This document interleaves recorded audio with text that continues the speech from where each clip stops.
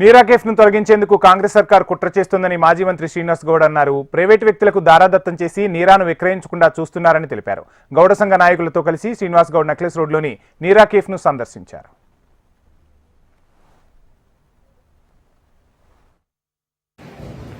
అంతరించుకపోయినటువంటి కులవృత్తులను పునరుద్ధరణ చేసి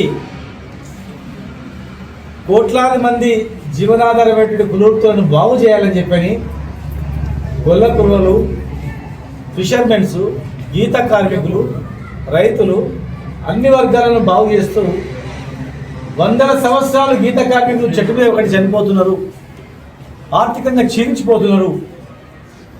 కళ్ళు అనేది చీప్ డ్రింక్గా తయారు చేసిండ్రు. ఎన్నో ఔషధంగా ఉన్నటువంటి కళ్ళు నీరను కనుమరుగు చేసిండ్రు.